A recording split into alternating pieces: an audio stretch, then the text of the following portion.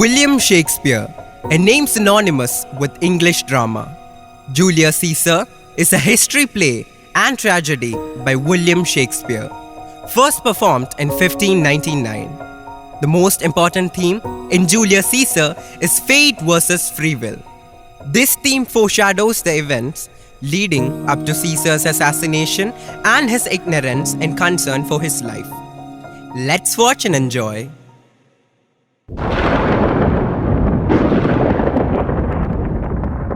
Caesar! Caesar! Caesar! No heaven nor earth have been at peace tonight. Thrice hath Calpurnia in her sleep cried out, "Help, ho, they murder Caesar." What mean you, Caesar? Think you to walk forth? You shall not stir out of your house today. Caesar shall forth. The things that threatened me never looked but on my back.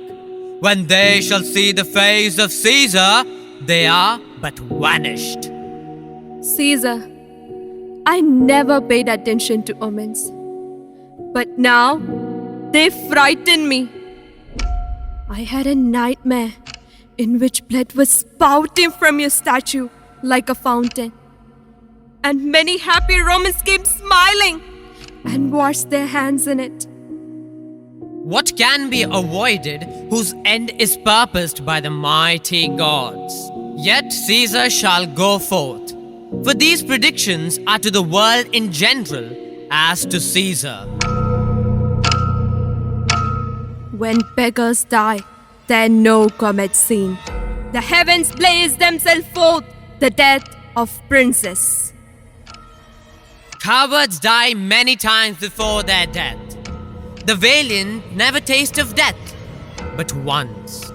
Of all the wonders that I yet have heard, it seems to me the most strange that men should fear, saying that death, a necessary end, will come when it will come. Alas, my lord, your wisdom is consumed in confidence. Do not go out today. Call it my fear that keeps you in the house and not your own. We will send Mark Antony to the Senate house, and he will say that you're sick. Let me upon my knee prevail in this. Mark Antony shall say, I am not well, and for thy honor I will stay at home. Caesar, all hail! Here's Decius Brutus. He shall tell them so. Good morrow, noble Caesar. I come to fetch you to the Senate house. And you are come in very happy tidings, to bear my greetings to the senators, and tell them that I will not come today. Cannot is false, and that I dare not falser. I will not come today. Tell them so, Decius. Say he's sick. Shall Caesar send a lie? Have I in conquest stretched mine arm so far to be afraid to tell greybeards the truth?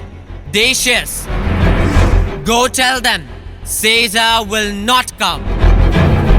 Most mighty Caesar, let me know some cause, lest I be laughed at when I tell them so. The cause is in my will. I will not come. That is enough to satisfy the Senate. But for your personal satisfaction, and because I love you, I will tell you. Calpurnia here, my wife, stays me at home. She dreamt tonight. She saw my statue, which like a fountain with 100 spouts, did run pure blood. And many lusty Romans came smiling, and did bathe their hands in it. And these does she imply for warnings and portents, and evils imminent. And on her knee hath begged that I will stay at home today. This dream is all a misinterpreted. It was a vision for fortune.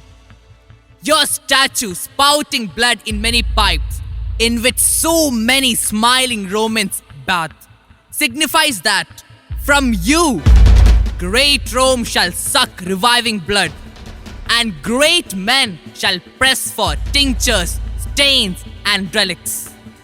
This by Calpurnia's dream is signified. And this way have you well expounded it. I have when you have heard what I can say. And know it now. The Senate have concluded to give this day a crown to mighty Caesar. If you shall send them word you will not come, their minds might change. Besides, if it were a mock apt to be rendered to say, How foolish do your dreams seem now, Calpurnia! I am ashamed I did yield to them. Give me my robe, for I have to go now. My lord,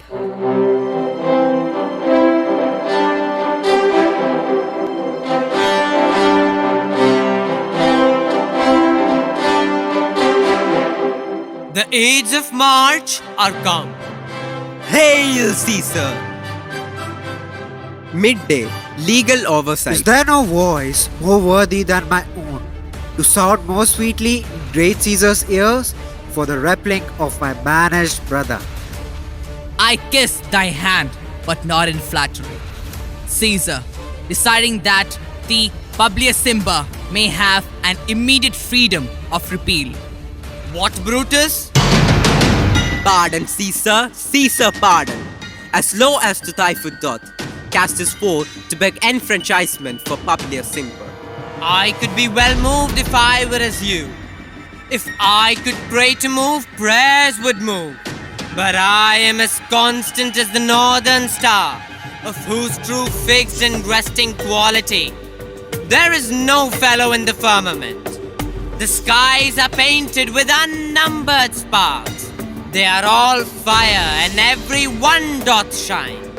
But there's one, but one in all doth hold his place. Unsaleable hold on his rank, unshaked of motion. And that I am he, let me a little show it even in this, that I was constant. Simba should be banished. And constant do I remain to keep him so. Caesar, you're too stubborn and too proud. You should be more merciful and gracious. Caesar, you're too foolish and too blind. You must be more wise and prudent. Caesar, you're too arrogant and too vain. You should be more humble and modest. What do you all kneel before me? Do you think I'm a weakling or a coward? No, I am Julius Caesar.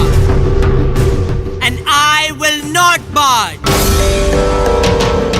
Then fall, Caesar!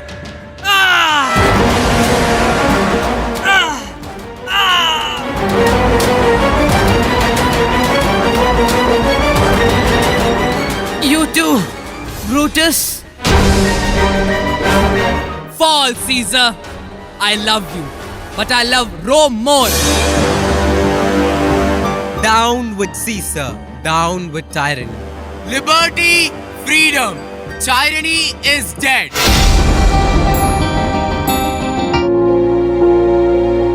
My lord, my friend, O mighty Caesar, do you lie so low? Are all your conquests, glories and triumphs, all your spoils of war reduced to this small measure? Farewell, my friend. Antony, understand our cause. We loved Caesar, but we love Rome more. Your grief binds you to reason. Don't let Antony speak about Caesar's death. Don't worry, I'll handle it. You may, Antony, and speak with honor. What we are not afraid of what you will say. The truth will come out. But remember, do not speak against us. Thank you, Brutus. You are the most generous. I am, as you, a Roman and a friend. And I shall honor Caesar as he deserves. Friends, Romans, countrymen, lend me your ears. I have come to bury Caesar, not to praise him. The wrongs that people do, live on after them. The good is often buried with their bones. So let it be with Caesar.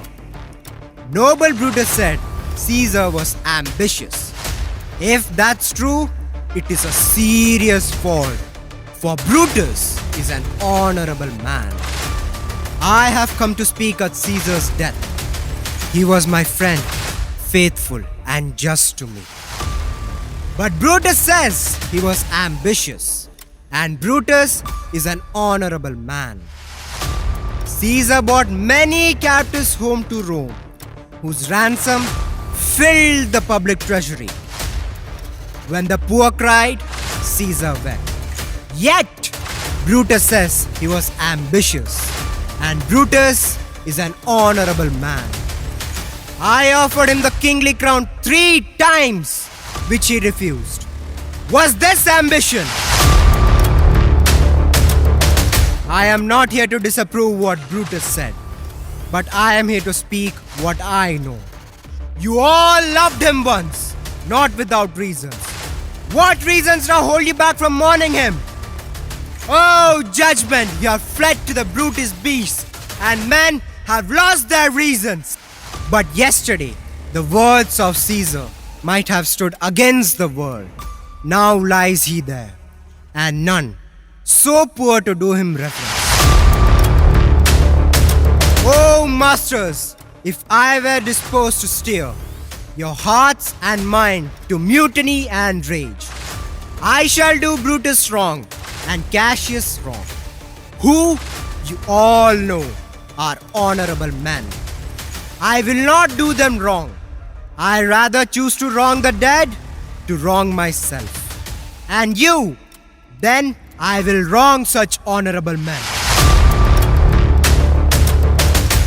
But here's a parchment with the seal of Caesar. I found it in his wardrobe. It is his will, which if you heard it, would surely fill you with remorse. We want to hear it. Caesar has granted 75 drachmas to each citizens of Rome and has left his vast estate for the people to enjoy as a public park. They were traitors. They were villains. We will burn Caesar's body in the holy place and with bronze fire. The traitor's home. Let not a traitor live!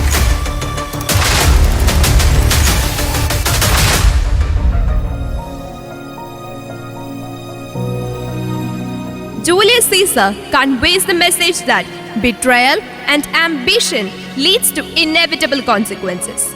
It also shows how words can be used to manipulate, inspire, and sway public opinion.